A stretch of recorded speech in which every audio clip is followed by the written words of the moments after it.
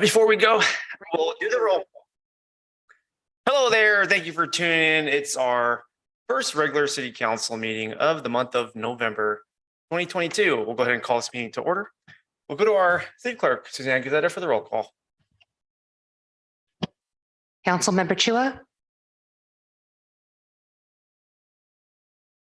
Here. Councilmember Dominguez? Present. Councilmember Fan? Present. Vice Mayor Montano? Here. Mayor Tran? I'm here. Thank you very much. Our city clerk, Suzanne Gazetta. And we're going to go ahead and adjourn to closed session. City Attorney Michael Mutalapasi, perhaps you can brief the public on the closed session items for tonight. Thank you, Mayor. We have two closed session items for tonight. One of them is City as Defendant Stephen Petrokovich versus City of Salinas. The other is also litigation, City of Milpitas. I apologize.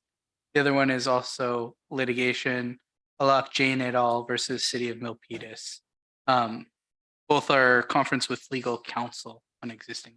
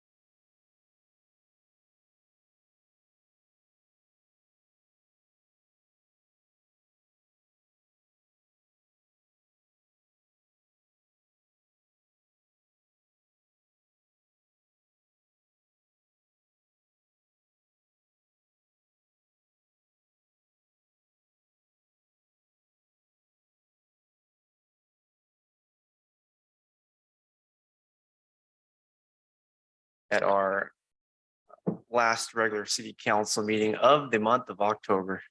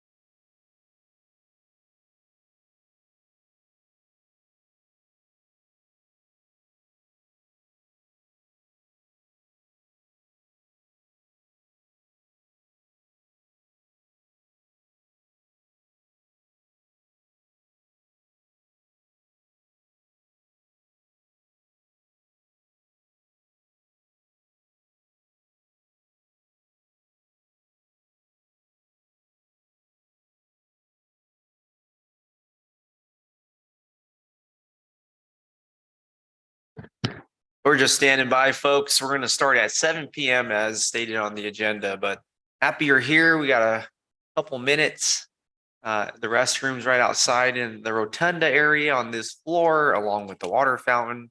And so we'll start in about less than 5 minutes, and we'll have a great night. The agenda looks great. I see most folks have one. You know where it's located, right outside there through those doors. No pickleball on the agenda, but maybe someone needs to have a future agenda item. I'm sure after the pilot program, we'll get an update, but we'll start in a few minutes. Thanks.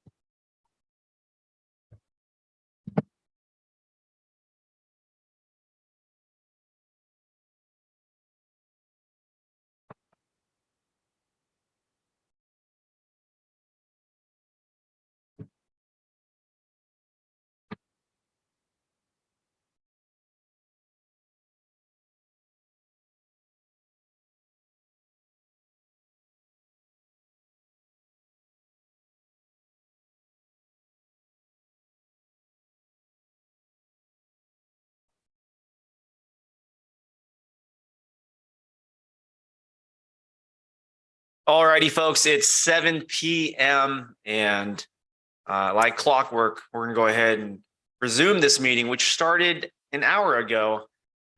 We started an hour ago and went to closed session, and we just got out of closed session. We'll check in with our city attorney, Michael Butalapasi, for any updates or comments out of closed session. Michael. Thank you, Mayor. At this time, there's nothing to report out from closed session. Thank you very much. Next up on our agenda is the Pledge of Allegiance. Please stand.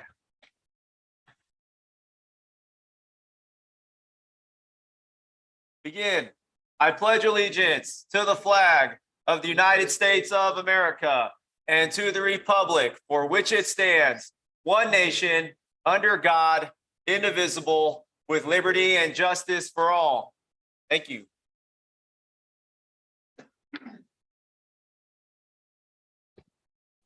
Moving on, here is the next up on the agenda is the invocation. that's presented by me tonight.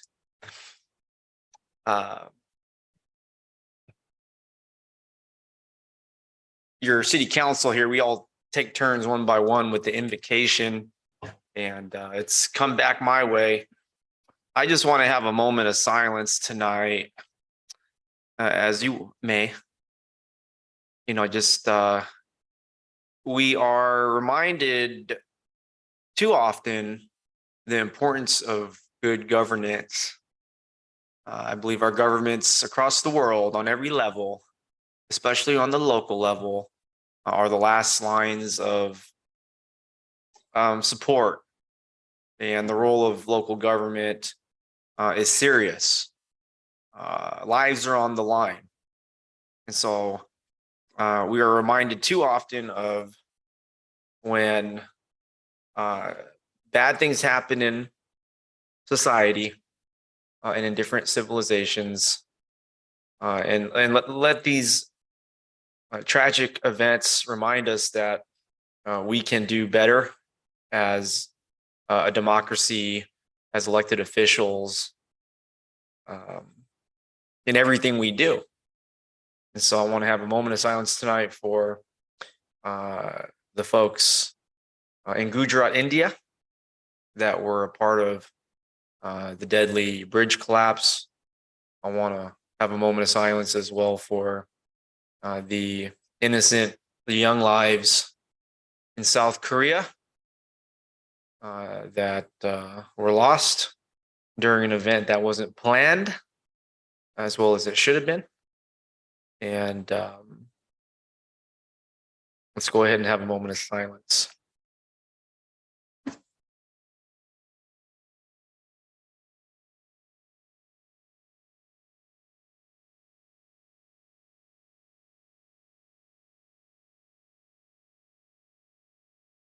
Thank you.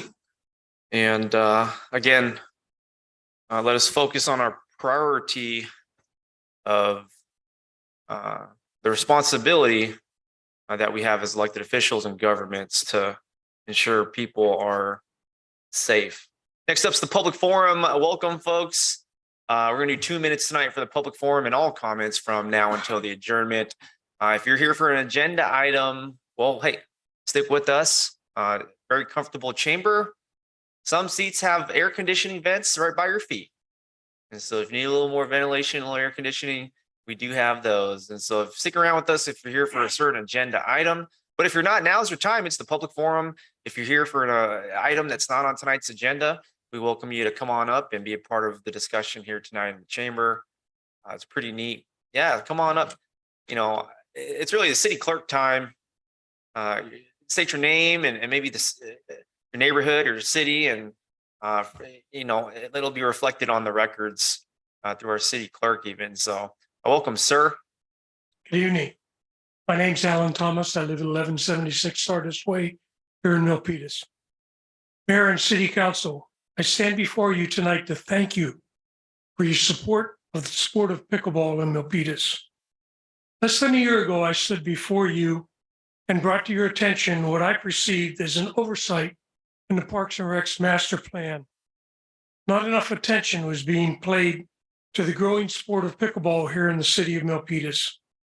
At that meeting, Councilmember Chua proposed and it was approved that there be a pickleball pilot program here in Milpitas. Through that effort, the pickleball community has no longer needed to play on striped pavement with lines made from playground chalk on a daily basis. There are now 2 new pickleball courts at Gill Park and 6 multi-use courts at Hall Park. Thanks to the efforts of the Public Works Department, the Parks and Recs Department, and the support of the Milpitas City Council through the pilot program, the sport of pickleball is continuing to grow here in the city of Milpitas. During peak use times, often all of these courts are being used with players still waiting on the sidelines for an opportunity to gain access to the courts. When we first brought pickleball to your attention, it was being played mostly by retired seniors. Now, with the new places to play here in Milpitas, the pickleball community encompasses all ages, all skill levels. There are family groups, there are athletic center groups, and the seniors are definitely still playing. I believe that the pilot program has proven itself and is a good set of first steps in meeting the needs of pickleball here in the city of Milpitas. I hope we can continue to look to the Milpitas City Council for support and growth in this sport. Thank you for your support. Thank you, Alan. Great to have the Pines in the building. Next up, Stephen Ballsbaugh. Come on up, sir. Thank you, sir. Yep.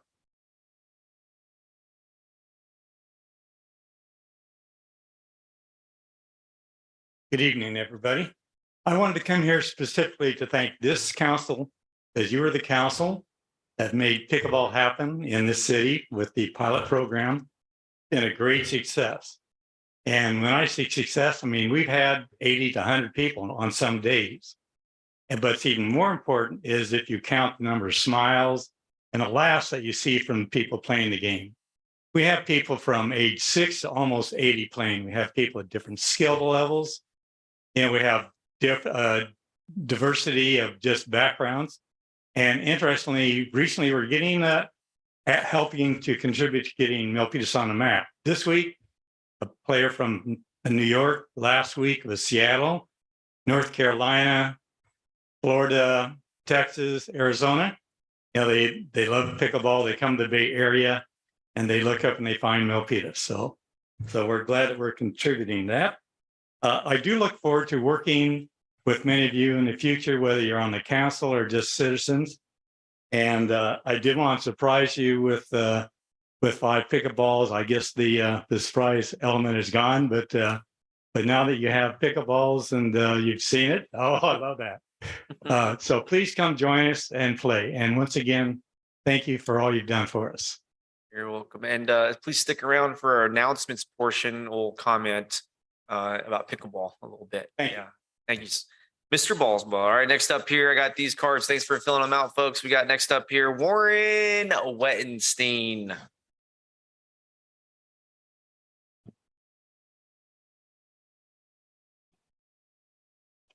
You can start the clock. Hi, I'm Warren Wettenstein, current president of the Milpitas Chamber. I wanted to give you guys a progress report. The Milpitas community requested and we complied. In just 5 weeks, we orchestrated the first awards banquet that we've had in several years. It was October 21. It was a sellout crowd of 200 attendees at the newly remodeled Sonesta Silicon Valley in Milpitas. State Assembly person Alex Lee swore in the new board, which consists of Anu Naka, Chris Horton, Francisco Hernandez, Frank Anchella, Interjet Mundra, John Agg, Juliet Gomez, Kelly Yip-Trong, Larry Ciardella, Suraj Vishwanathan, Victor San Vicente, and myself, Warren Wettenstein. The Milpitas Chamber of Commerce honored the Police Officer of the Year, Milpitas Police Officer of the Year, Gino Leppi, Police Officer of the Year 2020, Kevin Jackson, Firefighter of the Year 2021, Dave Henderson, AKA Hendo, Business Person of the Year 2021, Rhoda Shapiro, the Milpitas Beat, Corporate Citizen of the Year 2021, Bayview Golf Club, Nonprofit of the Year, Hope of the Year 2021, Hope for the Unhoused, Milpitas Citizen of the Year, Jennifer Columbine, Chamber Ambassador of the Year, Francisco J. Hernandez Jr. Our next mixer is at Westmont of Milpitas on the 11th. Excuse me, on November 17th, 5 to 7 p.m. Anyone interested in attending, please touch base with the chamber. Chamber website is milpitaschamber.com. Thank you. Thank you very much. Next up, we have Inderjit Munja.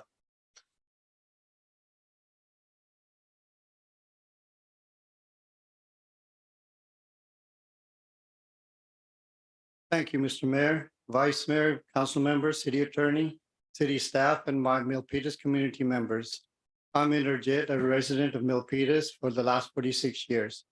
Speaking independently as a longtime Milpitas resident, business person, MUSD parent, Milpitas Economic Development and Trade Commissioner, and Milpitas Chamber Executive. Please note, I am not officially representing either of these bodies.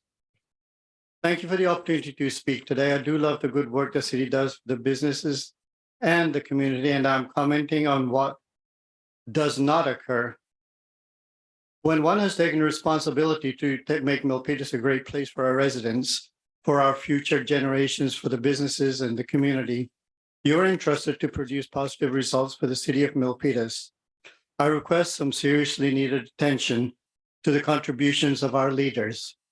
We have seen documented evidence that Councilmember Fan funneled for over $43,000 in cash through a minor 14 years old.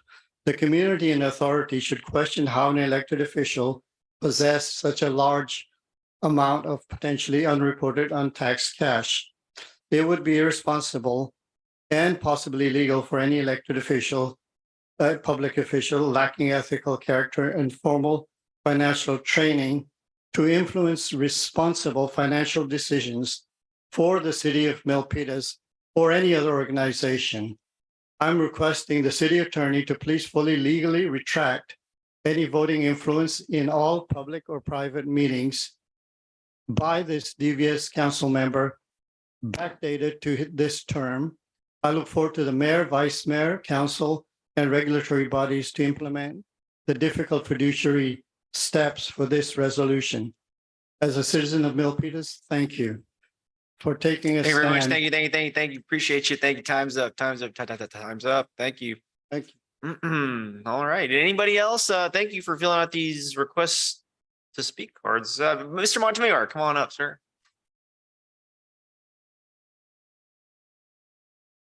Thank you, Voltaire Montemayor, Milpitas.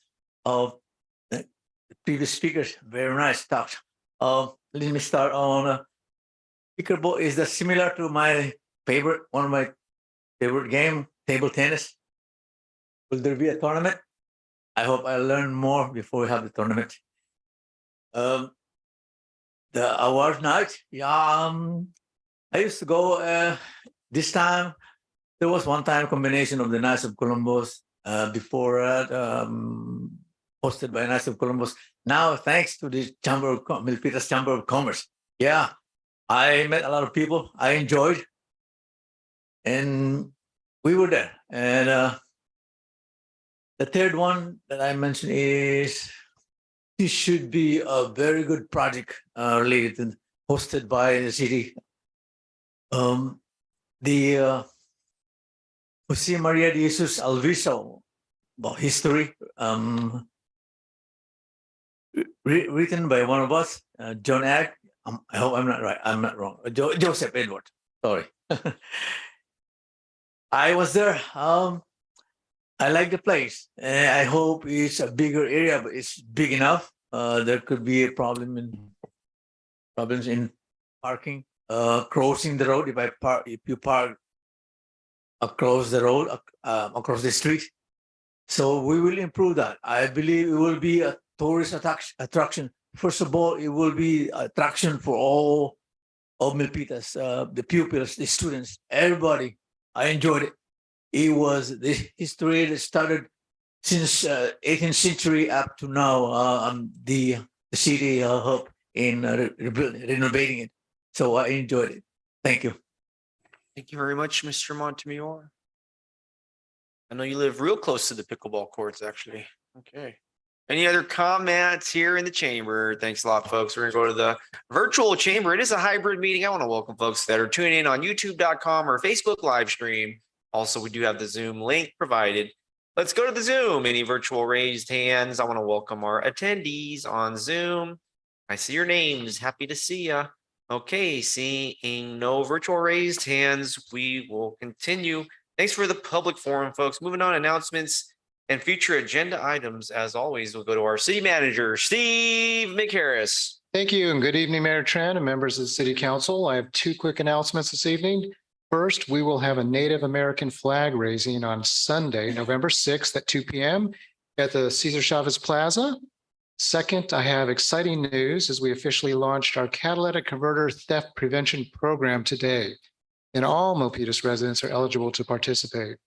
You may recall we allocated $200,000 of American Rescue Plan Act funding for this service. A flyer that provides the program overview and eligibility information has been made available across all city channels. Information is available in Chinese, Vietnamese, Spanish, of course, English. As of today, our economic development team has confirmed that a total of 9 automotive repair shops in Milpitas are offering this service. And for more information, please contact the Milpitas Police Department by calling 408-586-2400 for information and to register. And that concludes my announcements. Thank you very much, Steve. All right. I'll go ahead with the announcements from my spot here on the dais. Just want to acknowledge pickleball in our community for driving the effort when our residents come together with our city council, things can happen. And I haven't seen a capital improvement project for a sports type facility come together that fast. And so it was just truly a pilot program's not done, but it's truly I am so happy. I want to thank Councilmember Evelyn Chua, who shouldered most of the leadership from this dais. I want to thank Tony Endaw, our former public works director, who's in greener pastures, if I could say, but somewhere he's listening. We want to thank him. Our city manager's office, we had meetings on our calendar, just kind of moved it along. And again, for a capital improvement project to happen and come together as a pilot in less than 12 months, I want to say it felt like 6 or 8 months. It really felt fast. That's incredible. And the end result and the outcome is even more incredible. 100 folks in the community. It attracts folks from neighboring cities, and it makes our city really wonderful. It increased the real estate values around Hall Park, including Mr. Montemayor's house. You sell the pickleball court now. I'm just kidding. You're not going nowhere. But no, just kudos. And again, I looked at Councilmember Evelyn Chua throughout the process as my parallel, and she was there often and got things done. So it's super shining light on your work. Thank you, Councilmember Chua, and thank you, everybody, city staff, residents. Look forward to seeing the outcomes, the outputs from the pilot program on some of the performance metrics. So let's see here. A great announcement from our city manager about the catalytic converter theft prevention program. Once again, I want to thank Councilmember Evelyn Chua for leading the cause and obtaining the American Rescue Plan Act dollars to fund that in the hundreds of thousands of dollars. All your work is paying off, along with our city staff. And thank you to the city council for supporting your efforts. Just another great outcome. I know during my time here as mayor, these things didn't happen. And to see these things happen, it's really a testament to the collaboration between the city manager's office and the city council, along with everybody in the community and staff. Just having a lot of great times here in Milpitas lately. Fire Station 2. Not sure if we brought that up 2 weeks ago or whatever it was, but that was awesome. Folks over on Park Victoria are very happy. And then last thing I'll bring up is the Jose Alviso Adobe renovation. That's another great project here in Milpitas. All these things were funded prior to COVID. So, it's really great seeing the work under Tegan and Renee and the city staff. I spoke with the city manager after the event, and I just can't express how happy I was about not the event so much, but just our organization and really the accomplishments of our city staff. And I know that residents will contact Tegan to schedule some tours, and folks will really get a immersion into our history here in town, as back far as the Albiso Adobe can take us. And so those are my announcements. We'll go to my colleagues here. Next up, Councilmember Evelyn Chua. Thank you, Mayor Chan. I just want to echo what you said and also want to thank my fellow council members for supporting these pilot projects that I recommended. And I would not say, I'll be remiss if I don't say thank you to the executive team headed by Steve, Ashwini, and Walter. And it's just so amazing, like this catalytic converter one. Not very many people know. It's very complicated. It's creative, complicated, compliant program that they come up with, and they did. And now it's launching today. And I want to thank Chief Gerard for he's gonna do the rest of it. So we'll see. I got a few phone calls, text today. So thank you so much. And also the picker bowlers, thank you for being out there playing. And also want to thank the recreation department for the senior center being open on Saturdays. That's another successful project that I heard last week that we have about 60 seniors patronizing the center, which is half of our daily participation in the center. We have average about 120. On Saturdays, it's around 60. So thank you so much for Steve's team. You guys are awesome. And I just want to thank you from the bottom of my heart and my colleagues as well. Thank you.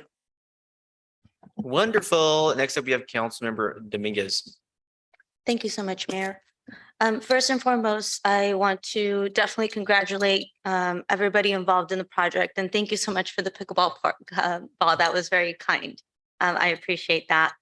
I also want to, during this announcement phase, just kindly remind all of us who are taking part of our democratic process. I was late because due to some of the slandering and social media posts from the mayor, I have been followed and I have been receiving death threats all day today. Not only myself, but my daughter. I am not okay with that. And I am asking you, Mayor, as a cease and desist letter is coming your way, to please stop this nonsense that is not only dividing our community, but you're spreading false statements that someone can end up being hurt. I am not okay with it. I am kindly asking you to stop. And I'm kindly asking you to please take off the latest post that you posted on Facebook. It is wrong, it is false, and you could personally be held liable, as well as the city of Milpitas, for libel and slandering. If something happens to my daughter or any of my family members because of your social media posts, you will be held responsible. Could we please look at what has been happening, not only with Nancy Pelosi and her family, regardless of where we stand in politics. Our families already sacrificed so much for us. And as elected officials, if we're here sitting and watching what our colleagues are doing, and we don't stand up to it, we are probably the part of the problem. So please find this as a request for cease and desist. A letter is moving forward to you, Mayor Rich Tran, as well as the city of Milpitas. And I expect this post to please be deleted in the next 24 hours before my daughter or myself get hurt. Thank you. I'm unaware of what you're talking about. Next up, any further requests? Next up, Vice Mayor Montano. Thank you, Mayor. So I had the opportunity to attend the Big Lots ribbon cutting ceremony this past weekend. It was really great. A lot of people were there. And as you know, it was moved from the Sarah Center down to McCarthy Ranch. And I think that's a great, great move. And Director Alex Andrade was there and some of the staff. And also Assistant City Manager Ashwini. It was great. It was a great event. And I'm pretty sure every time I pass by there, the parking lot is full. So it's going to be a great place. I also had the opportunity to attend the ribbon cutting ceremony for the fire station 2. Firefighters are happy there. The community is very thankful that we approved that as well. And I also was able to attend the Milpitas Alviso grand opening. It is such a gem. If you ever have the opportunity, audience and the community, please go there. It is wonderful. You know how they say if walls could talk? Well, literally these walls, what they do is they have a screen and it has all the history on there. From the Muwekma tribes, the Ohlone tribes, all the way to the Spanish Mexican period to the pioneer period. It is a wonderful place. So thank you so much. It was great. And that's it. Thank you. Thank you very much, Vice Mayor Carmen Montano. Thank you very much. All right, seeing no further requests, we're moving on to the announcement of conflict of interest and campaign contributions. Michael. Thank you, Mayor. I ask you, Mayor, and each of you council members, whether he or she has any financial or personal conflicts of interest related to any of the items on tonight's agenda. None. Councilmember Chua, that was none. Next up, Councilmember Dominguez, conflict of interest. It appears the seat is unattended.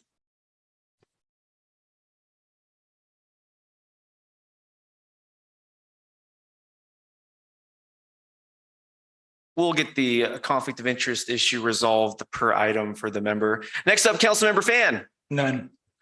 Vice Mayor Montano. None. And myself is a none. Michael. Thank you. And I also ask Mayor Tran and members of the Milpitas City Council, please disclose any campaign contributions of $100 or more received within the last 12 months from any of the parties entering into contracts with the city on tonight's agenda, or contributions received from the development project applicant for development projects on tonight's agenda. Councilmember Chua. None. Councilmember Dominguez absent for this one. Councilmember Fan. None. Vice Mayor Carmen Montano. None. And myself is a none. Michael. Thank you. And Mayor, I'd like to pose those questions to Councilmember Dominguez since she is back. We'll get the microphone, Councilmember Dominguez. It's for the public transparency. Oh, we gotta get the microphone for the public to hear you. Conflict of interest and campaign contributions. 1 second. You're not turning it on. Okay, Councilmember Dominguez. None. Michael, do you want to ask the question? Councilmember Dominguez, do you have any financial or personal conflicts of interest? Any items on tonight's agenda? No. And have you received any contributions of $100 or more within the last 12 months from any parties entering into contracts on tonight's agenda? Thank you. Thank you very much. Thank you. Thank you. Next up, folks, is the Milpitas City Council Code of Conduct. I'll go ahead and read it. Be respectful and courteous, model civility, avoid surprises, praise publicly and criticize privately, focus on the issue, not the person, refrain from using electronic devices while on the council dais, disclose conflicts of interest and affiliations related to agenda items, separate governing from campaigning. The council speaks with one voice after making policy on issues, respect the line between policy and administration. Council will hold one another accountable to comply with this code of conduct. And we'll move to the approval of the agenda. I'll move to approve the agenda. Need a second. We had a second from Councilmember Chua. Let's see, all in favor. We'll go down the line. Councilmember Chua. Aye. Councilmember Dominguez. Aye. Councilmember Fan. Aye. Vice Mayor Montano. Aye. And myself is an aye. Thank you very much. Moving on here to the consent calendar. I want to add item number 18 to the consent calendar. 18 onto the consent calendar. Great work, staff. Thank you to the Transportation Subcommittee, Vice Mayor Montano. Okay, item number 18 to the consent, hearing no objections. Any further requests for the consent calendar? Hearing no requests, I'll go ahead and move the consent calendar. Need a second. We got a second from Vice Mayor Montano, Second. and then we'll go to the vote. Council Member Chua, Aye. Councilmember Dominguez, Councilmember Fan, Aye. Vice Mayor Montano. Aye. Myself as an aye, the consent calendar is now approved. Let's keep it moving, folks. Great job. First up is a public hearing, item number 15. Let's conduct a public hearing on a site development permit for development of a new 5,900 square foot, two-story, single-family residence, two detached accessory structures, an in-ground swimming pool, holy moly, and associated site improvements. An amendment to Plan Unit Development, PUD number 68, to modify the previously approved design standards for single-family homes, and a zoning variance to allow a visible intrusion into the hillside crestline zone of protection sight line as established by the city's hillside development standards on a vacant just over 1.14 acre lot located within the R1H single-family residential hillside zoning district at 1339 Terra Vista Court here in the land of cornfields. And we'll go to our planning director, Ned Thomas. And actually, Mr. Mayor, this item's being moved to January 17th, 2023 per the request of the applicant. Thank you very much. You heard it there, folks, from our city attorney. Continue to the regular meeting of January 17th of next calendar year at the request of the applicant. Moving on to the public hearing number 16 on your agenda, folks. Let's adopt a resolution authorizing the funding application to the PLHA program, approving a 5-year plan for the PLHA program formula allocation of an estimated $1,431,570 for the city of Milpitas, authorizing the receipt of the PLHA grant and certifying to the California Department of Housing and Community Development compliance with the PLHA program requirements. And we'll go to our Director of Economic Development, Alex Andrade. Good evening, Mayor Tran, Vice Mayor Montano, and City Council. Alex Andrade for the record, Director of Economic Development. Tonight on this item, I'll be wearing my interim housing lead hat. And so tonight's topic is related to the permanent local housing allocation, which is otherwise known as PLHA. And that is the term that the California Housing and Community Development Department uses. The city of Milpitas is a PLHA entitlement in jurisdiction, which means that funding is available for various housing related programs. Of the eligible PLHA funded activities, you'll note that the programs we outlined tonight are really meant to assist people who are experiencing or are at risk of homelessness. Our city is eligible to apply for 3 years, 2019, 2020, and 2021 PLHA entitlement, and that'll be approximately a little over $1 million. And although the PLHA funding allocation is for 3 years, HCD requires the city submit a 5-year plan that covers the period between 2019 and 2023. So with that said, I would like to introduce you to our new Housing Senior Administrative Analyst. Her name is Sarah Balcha. Sarah will be giving the presentation tonight that obviously will complement the City Council agenda report on the PLHA. And then we will both be available for questions at the conclusion of the presentation. So with that, I'm going to hand it over to Sarah. Thank you, Alex. Good evening, Mayor Tran, Vice Mayor Montano, and City Council. As Alex stated, my name is Sarah Balcha, and I'm the Senior Administrative Analyst with the Housing team. I'm happy to be here today to discuss this important program with you.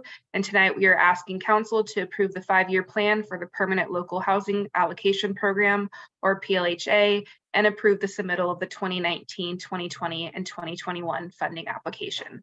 Next slide. In 2017, Governor Brown signed a 15-bill housing package aimed at addressing the state's housing shortage and high housing costs. This included Senate Bill 2, the Building Homes and Jobs Act.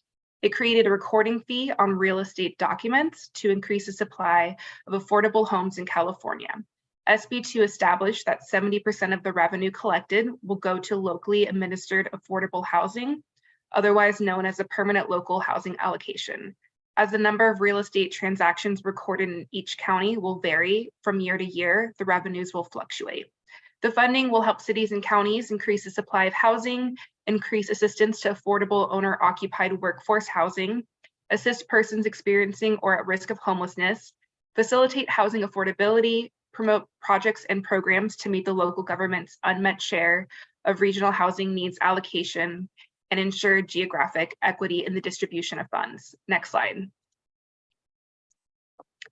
The California Department of Housing and Community Development, or HCD, released a 2022 Notice of Funding Availability, or NOFA, on August 17th. The deadline to apply was initially October 31st, but has been changed to November 30th. So as Alex said, for the PLHA program, the city of Milpitas is an entitlement jurisdiction. The 2022 NOFA states that the city of Milpitas' 5-year estimate is just over 1.4 million, and the 5-year is for 2019 through 2023.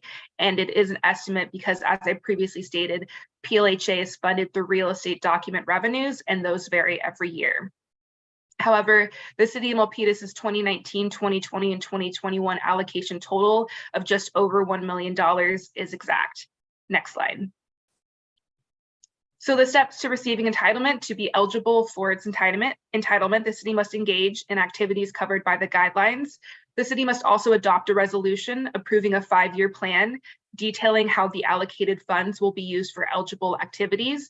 And part of the resolution is also authorizing city staff to submit the 2019, 2020, and 2021 funding application. Per PLHA program guidelines, applicants may only apply for its current NOFA and 2 prior NOFAs. So 2019, 2020, and 2021 is what is available for the city of Milpitas to apply for. And this is the city's last year to apply for its 2019 entitlement. The PLHA program also required public notice, which the city has complied with, and a public hearing, which is why we are here before you today. If council adopts the resolution, the city will submit its PLHA application to HCD. HCD will review the application, and if approved, they will send the city a 5-year standard agreement to be executed and signed within 90 days. Next slide. So of the 10 eligible activities, city staff have chosen eligible activity 6, which is assisting persons who are experiencing or at risk of homelessness, as this could be implemented under the short time frame allotted the city. Some of the other activities include not established programs, and thus would require more staff time than is currently available to meet the PLHA funding deadline. For a full list of eligible activities, please see attachment 3 of the agenda report.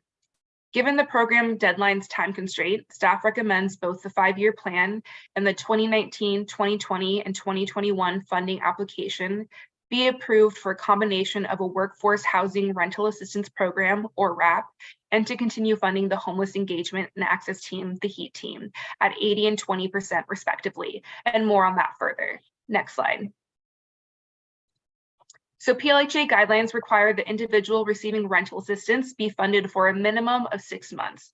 In essence, WRAP would function similarly to a voucher system in that these funds would be used to offset a specific amount of rent paid by the tenant, but not the entire rent.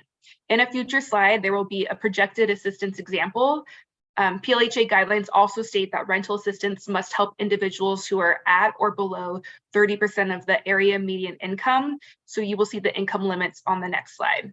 Next slide, please. So this chart shows HCD's income limits. HCD defines 30% AMI as extremely low income. If you look at the top row, it tells you the persons in the household, and the second row tells you 30% AMI that corresponds to the number of individuals in a household. So for a family of 4, 30% AMI is $50,550. Next slide. Staff would utilize a lottery system for transparency, equity, and to randomly select eligible individuals for the WRAP.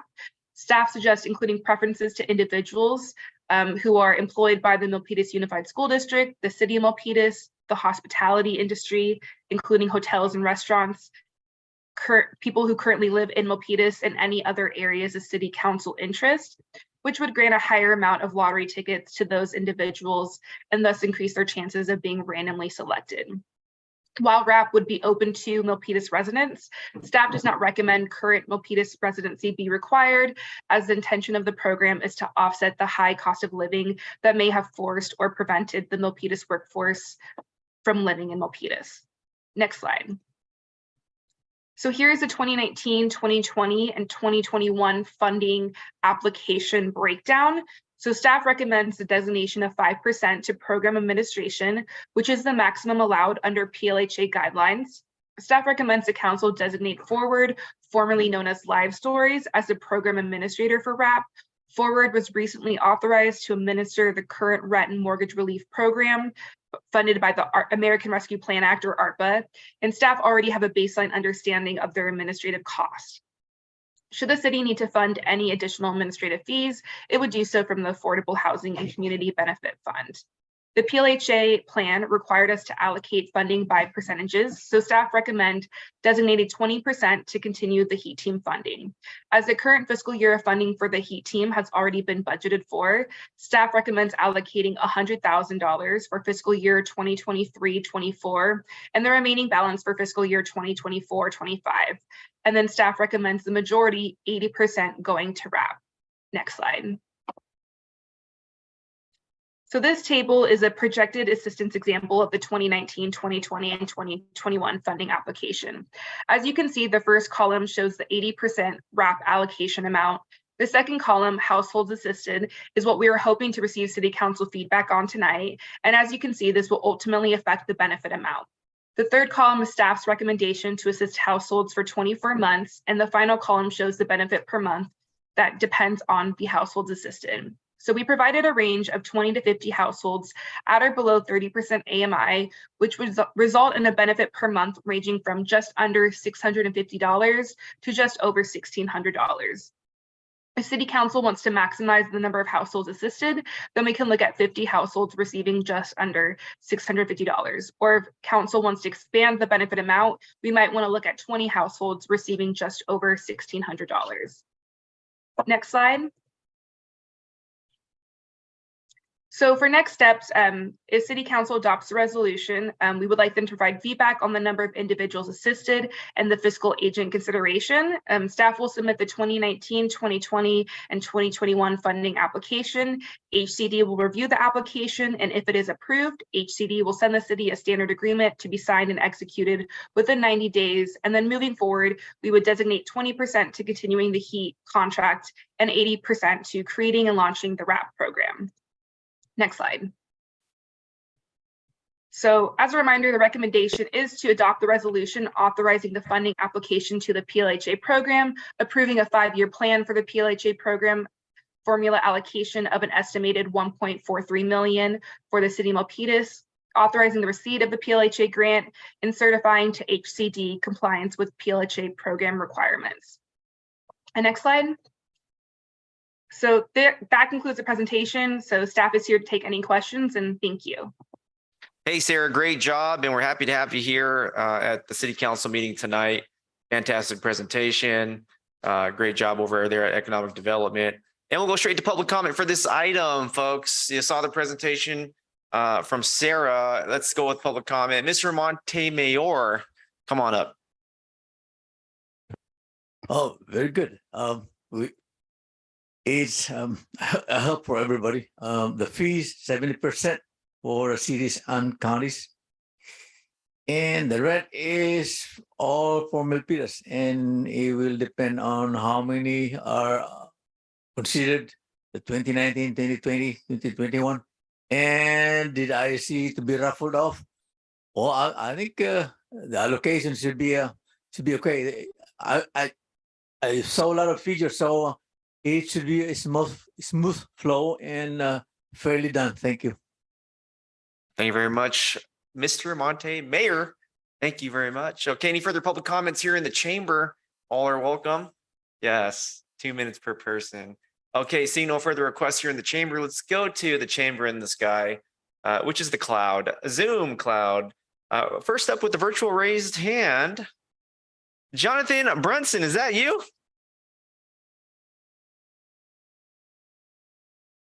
And we'll get your microphone here. Is that Jonathan? Yes, it is. Good evening, How Mayor you Tran. doing? Yes. Good evening, council members, staff, and community of Milpitas. I'm here on behalf of Cheryl Jordan, who is not feeling 100%, and we need her to get her rest. And so, working with our trustees and our 1,000 employees that we represent here in Milpitas, we want to applaud our city staff and the presentation that Sarah and Alex have put together tonight for the permanent local housing allocation. Our parents are very supportive of our teachers and staff around our district, and they show that with their votes on passing parcel taxes and bonds for our wonderful students. They send us each and every day. We have many employees that commute from far away, and they would love to be able to live in our town. We have so many great places for our families to enjoy. You mentioned some of them already this evening with our parks, and our schools are like parks for our families, and we just know that our employees would greatly benefit from a reduced rent so that they can stay in the town that they serve and not have to commute. We have families that commute, or employees that commute an hour to up to 2.5 hours to come to work in this wonderful place we call Milpitas. So I would love to have you and urge you to support this PLHA on behalf of our Superintendent Jordan, our 1,000 employees, and our trustees. And again, we thank you for all your efforts and everything that you do to support this wonderful community. You got it. Thank you, Jonathan, for being here with us tonight, representing the Milpitas Unified School District, the one we're all so proud of. Okay, any further virtual raised hands on our hybrid meeting, folks? If you're watching at home on Zoom or youtube.com, we got folks in attendance and on Zoom. With the virtual raised hand, we have Barbara, Joe, and Navarro. Welcome. Hello, Mayor and City Council. I think this is a great plan, and I hope that you support it. I'm not sure what is the right number, but we would probably want to do as much as we can on the average. So I think 20 is a little bit too low, and maybe 50 is too high. So I'm hoping that you'll pick something in the middle, and that it will benefit our public servants here in Milpitas so that they can live and work here and be closer. Thank you so much. You're always welcome. Okay, great. Any further virtual raised hands? I'm looking at my tablet here. We have folks joining us on the internet. So seeing no further virtual raised hands, seeing none in the chamber, that's it for public comment for item number 16. I just kind of echo Jonathan Brunson from the school district. This stuff's pretty important, and I know a lot of times folks here on the city council talk about supporting our schools, and so that's what I'm going to do tonight after listening to Jonathan. That's my comments. Any further comments from the council? We'll go to the Vice Mayor, Carmen Montano. Thank you, Mayor. On, can't remember what slide it was, but you have the staff recommends utilizing a lottery system for transparency, equity, and to randomly select eligible individuals for the WHR, for the RAP. So staff suggested those that are employed by the MUSD, which I agree. Those that are employed by the city of Milpitas, those that are employed by the hospitality industry, and those that currently live in Milpitas. But I would like to see on there those that work in the restaurants, because those are the ones that are the service providers, the dishwashers, the servers. I would like those included in there because they are the ones that are the lowest paid, and they need some assistance to live here. Thank you. Yeah, so let's go to our Director of Economic Development to follow up. Alex Andrade. Thank you, Mayor Tran and Vice Mayor Montano. That's a great suggestion, and absolutely under the hospitality industry, we are focusing on restaurant employees as well as those that work in hotel and the travel industry. So it is included in that hospitality industry. Thank you. We'll get you a microphone here. Vice Mayor Montano. Yeah, and the other, how are you going to do outreach to these sectors? Sarah, would you like to take that? Sure. I think we're going to partner maybe with some community-based organizations, kind of how we intend to do once the ARPA Rent and Mortgage Relief Program is kind of off and running. Just partnering with some organizations to make sure this information goes out into the public, and potentially doing some like public meeting so that we can go ahead and provide as much information as possible. Definitely doing flyers at some like really important locations like City Hall and the library, and anything else council would be interested in us doing that would make this information extremely accessible to who it needs to be accessible to. Yeah, and I would just add that we have our partners at MUSD, as you just heard from Mr. Brunson, and also the economic development team would help out on reaching out to the restaurant community and the hotel folks. Okay, great. Yeah, I was going to ask, who are these community-based organizations? You've already answered that. If you can, I do like the fact that that Alex, you mentioned about the restaurants.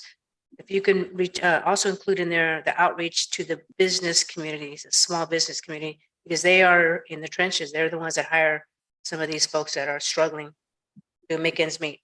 So if you can reach out to the small business community, that would be great. Thank you. Wonderful, wonderful comments. Yes. Any further comments from my colleagues on the dais? Yes, we have Councilmember Evelyn Chua. Thank you, Mayor Tran. I have a quick question for Alex or the allocation, the grant is from 2019 to 2023. Is there a provision on the grant that says you have to use it at a certain time, the full allocation, the allocated fund? Yes, there is. I can go ahead and double check what that number is. I believe for 2019, it's 2024, but again, I can get that exact year for you. Yeah, that would make a difference, you know. We need to know how long do you have to consume the grant? You see what I'm, so that information has to be clear. Also, I would like, piggybacking on Vice Mayor's request, I would like to see, is there, okay, these are my thoughts and I'll give my suggestion later. How about including the nurses' aides in daycare, you know, senior daycare centers, the security guards, the EMTs? They don't make enough money, I don't think. And also, it's just been brought to my attention just recently, this year, the pastors, they're in our churches, they don't make, their salary, I don't think they would need help. So what I'm trying to, so those are the pastors, the nurses' aides, the security guards, the EMTs. Is there a way you can do a catch-all? So the ones that we have not identified will be in a bucket that they can use. Can you do that? Yes, Councilmember Cho, I do see that our Assistant City Manager, Ms. Contact, has her hand up. But before we go there, just wanted to say that there is a way. We're coming to you to get your feedback. We obviously can build a program based on the council consensus. This is workforce housing, so the occupations that you mentioned would fit into our overall program. I'm going to hand it over to our Assistant City Manager. Before Ashwini, I just want to make sure, because these are the things I could think of, but there could be numerous other job types that doesn't come to mind right now. So I'm looking more on a category that can catch all those that we have not identified. Thank you. So, Councilmember Chua, thank you for your question. I just want to clarify that it would be open to everyone at that 30% AMI or below. What we are talking about, the categories that we're bringing to you, are to provide the weighting. So it would be just like we do for our below market rate program. We provide for certain criteria. So if somebody hits several criteria, that kind of gives them some weighting. And so it wouldn't really preclude people, but it would obviously give the ones that are kind of prioritized more of a chance to get the assistance. So in that sense, are you asking the council to prioritize this identified categories? Is that what you're asking from us? So if we expand to many categories, then the prioritization won't really work as prioritization, right? So we were trying to focus on a few that we knew were areas of interest for the council and community and our employers. And if there's other categories you'd want, we wouldn't want to broaden it too much. Again, it doesn't preclude others from applying, but obviously they would have a better chance if they fell into one of these categories. Yeah, those ones that I just said, I think they need the help. And also for the last question I have, so I don't, we have the ARPA money for the heat allocation until 2023. And now we're adding to it. Is that what we're doing, or what are you guys doing? I can answer that, Councilmember Chua. So yes, our recommendation is to continue funding the heat team. So it's around $200,000 is the 20% allocation for the 2019, 2020, and 2021 amount.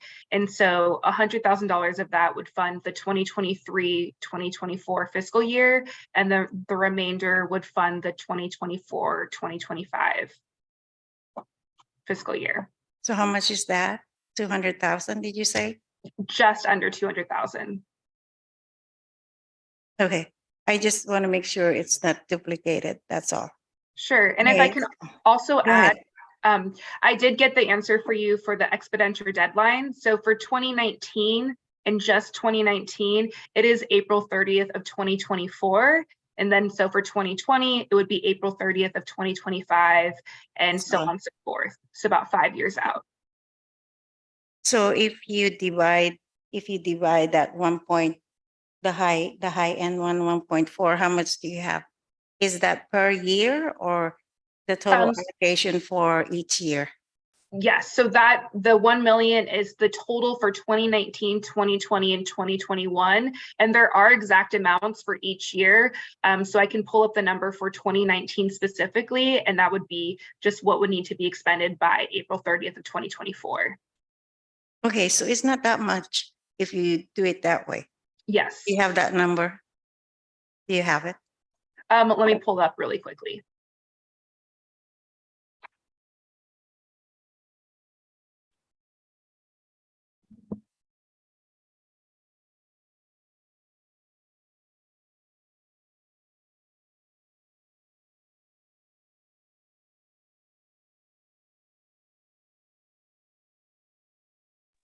So for 2019, it's $238,595. That's for for those two categories, right? Yeah, that's just for 2019. That would need to be expended by 2024. 2024. Okay, sounds good. Okay, that's all I have. Thank you, Mayor. You're welcome. Next up, we have Councilmember Fan. Yeah, amongst the categories, I'd love if we can prioritize some workforce housing for our public safety.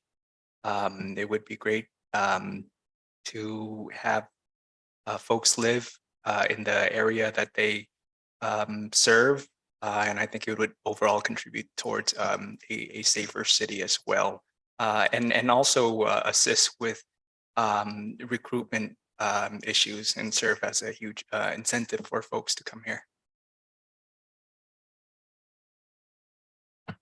Very well. Okay, any further comments from the council for item number 16? You know, it's a great staff presentation when there's not too many questions or comments. It was just all presented. Okay, great. We took public comment. I'm gonna go ahead and move number 16. Move to adopt the resolution. Need a second. Vice Mayor Montano. Second. That's a second from the Vice Mayor. We'll go to the vote. Councilmember Chua, are you ready? Oh, okay. I just want to make sure with the amendments that were discussed. You go to the City Attorney.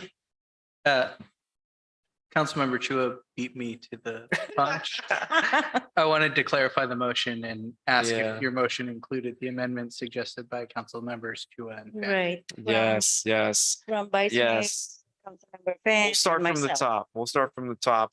I'll make a motion with the amendments from Councilmember Chua and Councilmember Fan. That's how good Councilmember Chua is. She knows. She's experienced. Uh-huh. She knows. If something's lacking, she'll call it out. That's great. That's experience right there. Okay, all right. So that's the motion with Councilmember Chua's amendment as well as Councilmember Fan's amendment. And I'll go to the Vice Mayor and the Vice Mayor's amendment. Great job, City Council. And so that's my motion. Thank you very much.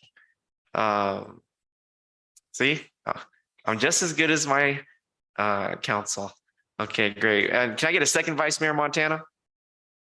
Second. Oh, we got a second from the Vice Mayor. We'll go to the vote now. Councilmember Chua. Aye. Thank you, Mayor. Councilmember Dominguez. Councilmember Fan. Aye. Vice Mayor Montano. Aye. And it's an aye from myself. The motion is carried 5-0. You heard it, folks. Thank you, Sarah and Alex from our Department of Economic Development, folks. You can see them on the city website, milpitas.gov, economic development. All right, moving on here to item number 17. Let's adopt a resolution to approve the Milpitas residential and mixed use objective design standards. Pretty cool stuff. Let's go to our planning director, Ned Thomas. Good evening, Mayor Tran and members of the council. Happy to join you again tonight.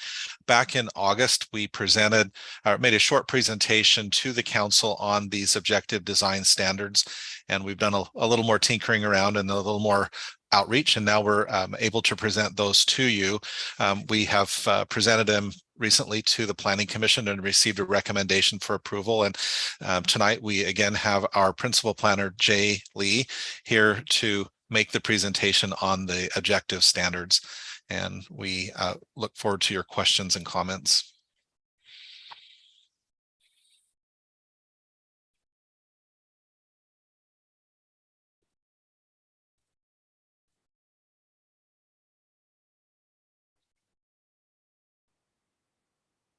If Jay is not available, I can go ahead and get started, and then he may join us in just a moment. Jay, are you there? He's not. So as I mentioned, these are a set of residential mixed use objective design standards. May I have the next slide, please? There's a little bit of background to this, and the next slide, please.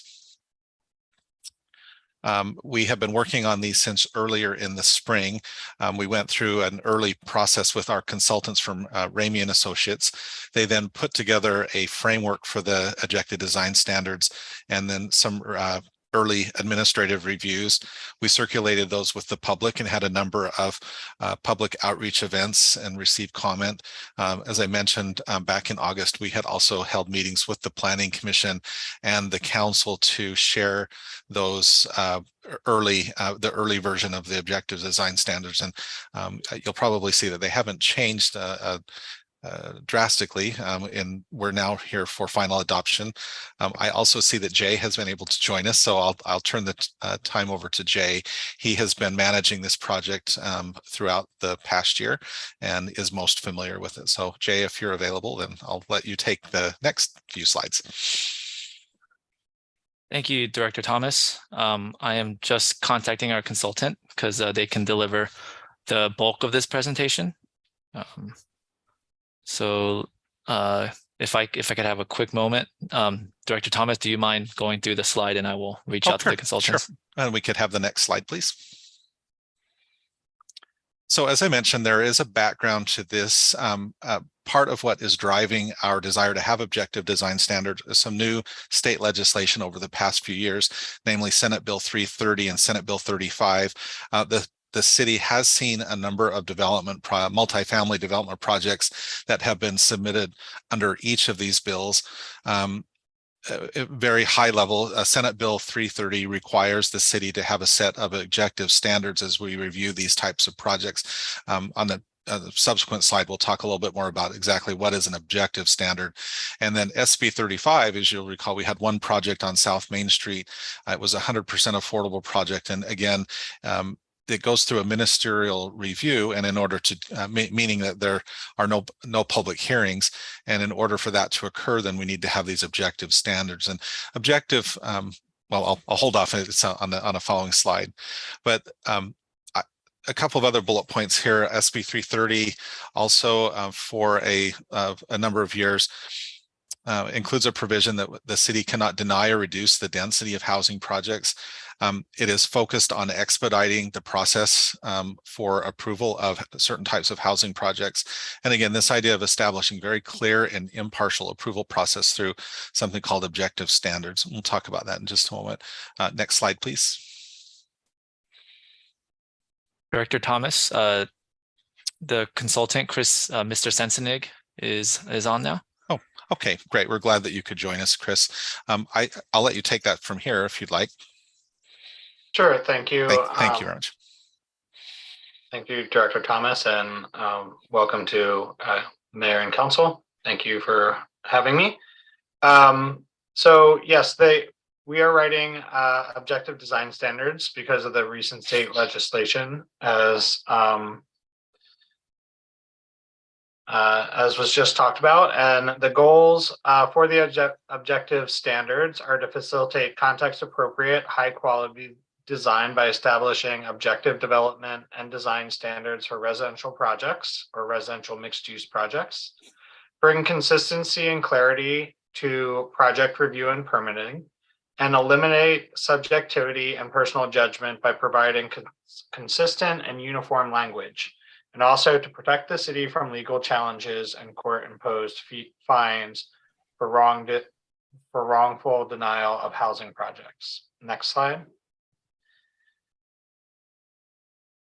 So this slide here kind of just explains what the difference between subjective and objective language is in design standards. And so what's clear here is that objective design standards require no personal or subjective judgment by a public official. They're uniformly verifiable, and they are knowable prior to submittal. Next slide. And next slide again. So the objective design standards that we created are standards that work together across scales, from large urban strategies to fine-grained architectural strategies, to ensure quality buildings and human scale details. And this is to preserve the character of Milpitas neighborhoods by balancing the form and design of existing development with new construction techniques, encourage human-scaled buildings that adhere to existing zoning regulations and promote high-quality site and building design, and buildings that emphasize a pedestrian-oriented environment where buildings and public realm design are cohesive and complementary of a diverse range of uses. Next slide. Here's the table of contents for the objective design standards. It follows the principles I just laid out, a comprehensive set of standards ranging from large-scale site layout and design down to more detailed architectural design buildings. So we have sections on site planning, site design, building elements, and usable open space. Next. And one more. So this next section of the presentation is just going to go over kind of the structure of the objective design standards and some key standards that are included in the document. Again, this is just a portion of what is included in the ODS. So this is an example of an objective design standard. Each design standard in the document is tied to intent statements, which have been, for the most part, taken from the general plan that has been recently adopted by the city. So here, the intent for maximum block length is to integrate new large-scale development projects into the fabric of the existing community from land use 5.1 in the general plan. Reduce block size in new developments to develop a grid or modified grid network to enhance walkability, circulation 1.5. And provide pedestrian and vehicular connections with cross-access easements within and between the existing developments to encourage walking, community development 10.11. So to do this, we created a standard with a maximum block length, that all projects shall have a maximum block length of 400 feet and a maximum perimeter of 1,400 feet. And that mid-block connections shall include public access easements for all pedestrian pathways and vehicle lanes if provided. Next slide. So here's another standard where we provide a minimum amount of publicly accessible open spaces that would be allowed at different densities of new development. And this is to encourage the incorporation of publicly accessible spaces such as plazas, pocket parks into new and existing commercial, multifamily, and mixed-use developments to encourage social interaction. Next slide. The document also has standards for special conditions like adjacency to freeways, channels, and also lower scaled residential neighborhoods, like you see here, a requirement of additional building setbacks. Next slide.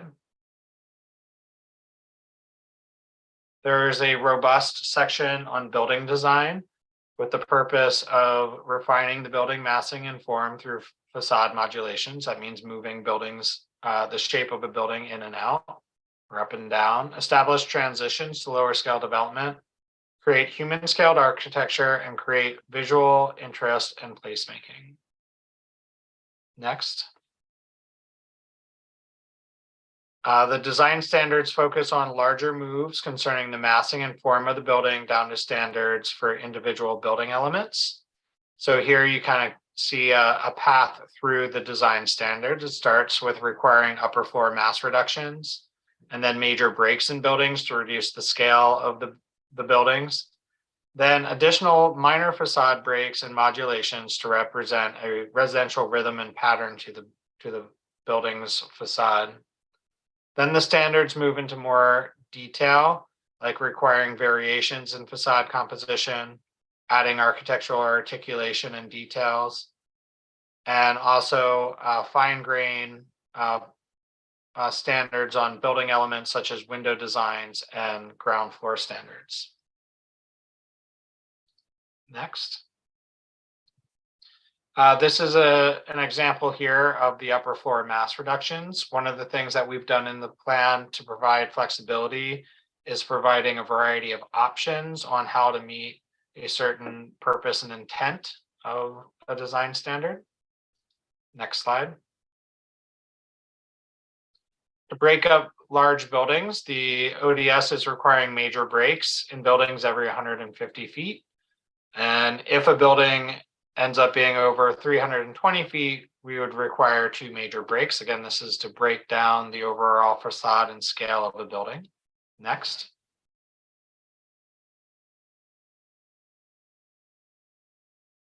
So in addition to the major breaks, further facade modulations are required for building lengths up to 150 feet without a major break. And again, there are a number of different options and ways to meet the standard, but these standards ensure that a human scale design that matches the rhythm and pattern of residential buildings, this vertical rhythm that is common and really breaks up larger scale buildings. Next.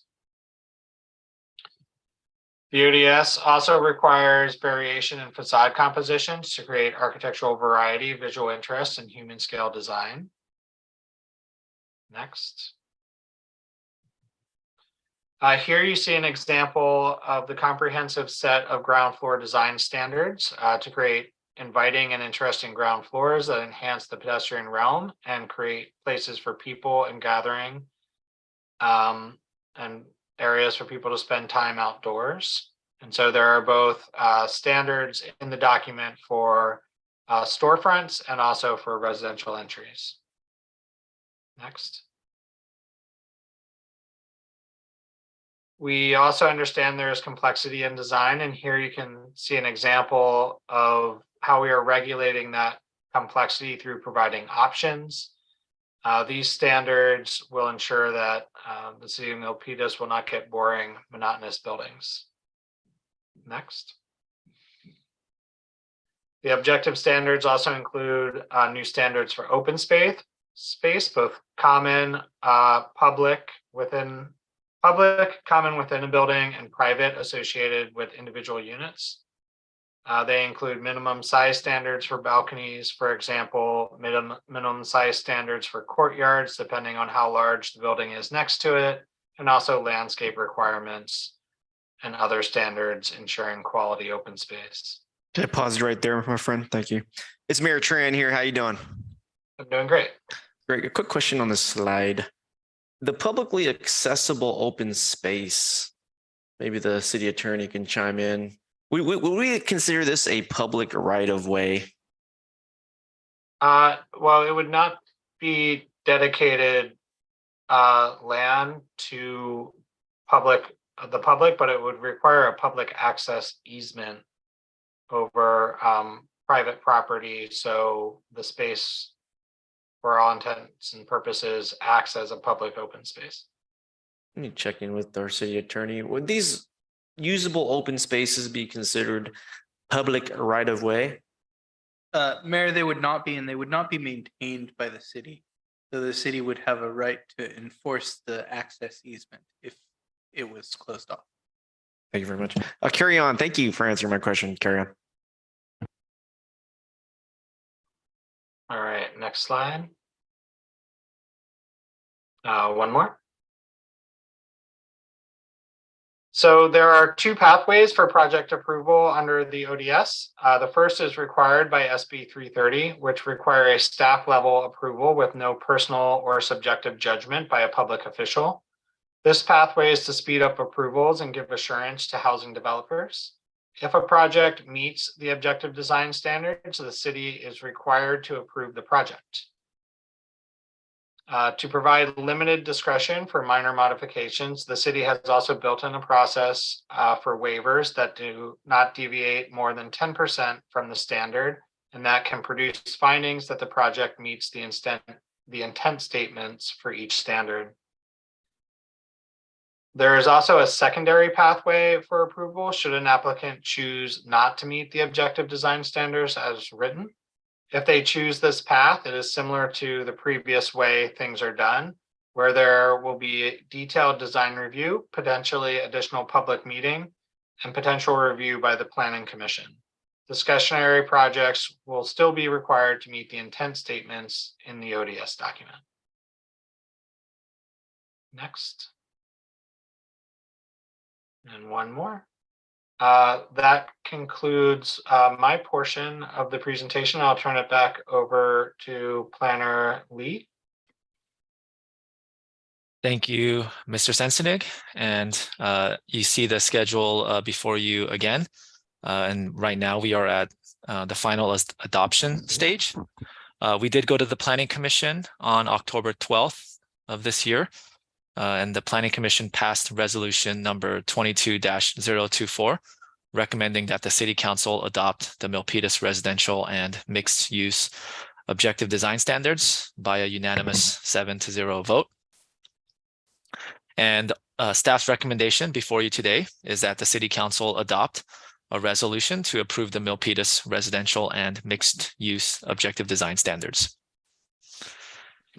Awesome work, awesome presentation from our expert consultant, and just continued kudos to the planning department. This is a really cool item, if you ask me, and it's going to help with our community character and provide a framework for projects that are coming into town. Certainly remember the, I think, was it 1000 Main Street, or was that Triangle property, that 100% affordable housing property Ned was mentioning. And it's nice to have some sort of document for folks coming in, developers to, utilize. And I think it's a positive thing, this resolution, this item for tonight. But I think it's an awesome item. Another awesome item coming out of the planning department. Great work over there on the second floor. Go to public comment, 2 minutes, public comment. Yep. Mr. Montemayor. Yes, sir. Thank you. All I remember, few of them, at least the block of maximum length of 400 or maximum width of 400 is in within the perimeter of I think more than 1,000. So at least either they go to the outside perimeter or the inside for some other purposes. I think it's good. Now there is, I can see a flow diagram. There's a simple one. I didn't see the process including the planning commission is included, but the bottom one, the lighter green, it before the approval, planning commission is included. So I think this is well studied, and we have of course Ned, Jay. I'm mentioning nicknames, and Chris. I couldn't see last name, so I will. This should be okay. For me. You got all the figures, you got all the planning, so I was. We have the city council to. I don't know the word. I don't know. They don't need to scrutinize, but I think they're the ones to study. Thank you. You're welcome. Thank you very much, Mr. Monte. Mayor. Okay, any further comments from the chamber? I'm seeing none. Go to the Zoom. Thanks for being with us tonight. I do see Milpitas involved citizens on the Zoom. Tremendous community group. No, okay, there's a Victoria's. Barbara Jo Navarro, welcome.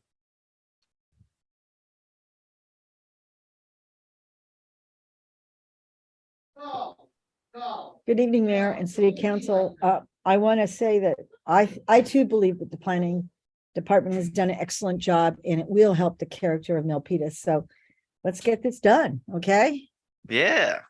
See that? Planning department's got valued residents and fans in the community. You know, it matters, and we really appreciate our city staff and our residents. Just one heck of a combination here in the city of Milpitas. Seriously. Okay, great. All right. Seeing no further virtual raised hands, no more requests in the chamber. Bring the discussion up here. I've kind of said how I felt, and I'll go to my colleagues for any comments, questions, requests. You'll go to the Vice Mayor, Carmen Montano. Thank you, Mayor, and thank you, staff, for a great presentation, and Mr. Christopher Sensenig. Sorry, I hope I said your name right, and Jay and Ned. I really do like this. It sets a framework and is it design standards for the future. I know we didn't have one before, but I'm thinking about the mixed use objective. And when I was listening to your presentation, I was thinking about Main Street. You know, we are in the process of trying to revitalize that that old part of town, but I didn't see anything here that included the historic factor of you know, these older buildings. Are we going to you know, are we going to include the historic part of that? I didn't see that in here. I do like that there's an interaction with the Metro Specific Plan. That's part of the includes part of Main Street. I do like the fact that you have landscaping and also the trees and so forth. But I didn't see what are your plans for these historic sectors in our city? Thank you, Vice Mayor. I'll take that really quickly. And then if you have anything to add, Jay or Chris, please add on. Very good question. As you saw in the presentation, the objective design standards cover both site planning and architectural design. So the site planning will cover larger sites. And as development continues up and redevelopment, revitalization continues at Main Street, that will be applicable to larger sites. I think more specifically to your question, though, we're looking at the architectural design standards, and these will be for new buildings in order to have them, as was mentioned in the presentation, to ensure that they have more of a pedestrian orientation, which is very similar to the way that historic buildings were built.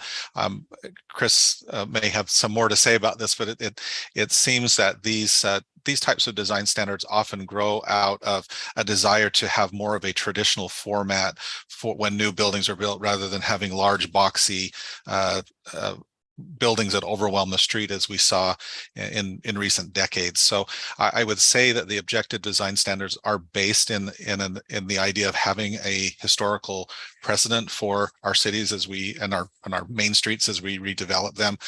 I will say though, it's not these are not historic preservation guidelines per se, so it doesn't have a specific historic bent to them, but that may be another project for us in our future. Chris, I don't know if you have anything to add to that. The only thing I would add is that these apply, citywide for all projects, and there can be additional objective design standards in the city, and they often live in specific plans. So if there are any design standards that the city wish to put forward that are specific to Main Street, that could be part of the specific plan that is currently under consideration. Okay, great. So that tells me that this is a living document and it can be tweaked for different areas of the city. The other thing is, when COVID hit, many of the restaurants were allowed to put their restaurants outside, their eating areas outside. So I'm just wondering if that was also included, so that way they can eat outside. You know how you had the tents or the structures that allowed them to have eating places outside. And so the sidewalks, in my opinion, I guess there has to be room there. So I'm wondering if you included that in here for the future, if we have COVID-like pandemics again, so that way our businesses can thrive and survive. Thank you, Vice Mayor. Another excellent question. And in the future, actually next week, we will be taking a zoning ordinance amendment specific to outdoor dining to formalize our temporary standards that we implemented during the pandemic. We'll be formalizing those. The draft will go to the Planning Commission next week, and then it will be coming to the City Council on December 6th. Okay, great. And I just want to mention that I am so glad that our city has not banned the outdoor dining. A lot of other cities have gotten rid of it, but our city has kept that, and it really helps our businesses. I've heard so much from our businesses that do have it, that it's a blessing for them to continue that. Thank you. Fantastic, Vice Mayor. Next up, we have Councilmember Fan. Thank you. I want to begin by thanking the planning staff and our partners at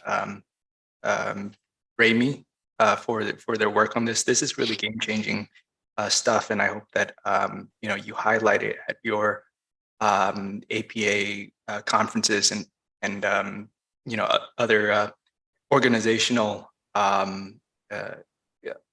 meetings, because it's something that other cities should really be adopting. And if other cities were to do that, it would really actually alleviate this housing crisis that we're in with that streamlined process. One of the things that I think smaller builders struggle with is getting that initial push, that initial inspiration to get moving. There's a lot of uncertainties. This process defines those and makes those uncertainties more clear. I hope that after a while, after more projects get approved utilizing these standards, that we can highlight some of the projects just as samples of what you can do here in Milpitas, and really promote it. That way it would encourage smaller builders to do projects here in the city. So those are my only comments. Great work, everyone. Next up, we have Councilmember Chua. Thank you, Mayor Tran. I just want to echo what everybody's saying. Thank you, Director Thomas, and of course, Jay and Chris. Wonderful job. It's much needed, and it's about time we have standards on this. When I was on the planning commission, we always like, we wish we can have a little piece of document that we can always go back to and kind of guide us on when we were approving projects. Now they do. The planning commissioners now have their own piece of document. My quick question is, Jay, do you have to change anything on the handbook, the development handbook? I hope not. I don't think so, because the development review handbook focused on some of the entire process when you go to the public hearing and everything. Whereas these projects, the design guidelines are for projects that are streamlined. So we do cover streamlined, like the ministerial permitting process in the handbook as well. So I think we are covered there. Yes, good. Good answer. Thank you so much. Thank you, Mayor. You're welcome. All righty, folks. Those were the comments. Any further requests? Okay, I'll go ahead and move to approve item number 17. Need a second. We got a second from Councilmember Chua. We'll go to the vote. Councilmember Chua?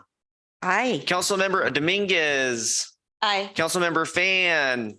Aye. Vice Mayor Montano? Aye. And myself and I, the motion is carried. The resolution has been adopted. Thank you, Christopher, our guest. Great work, and hopefully our city can see you again and benefit from your expertise. Jay, great job. Ned, great job.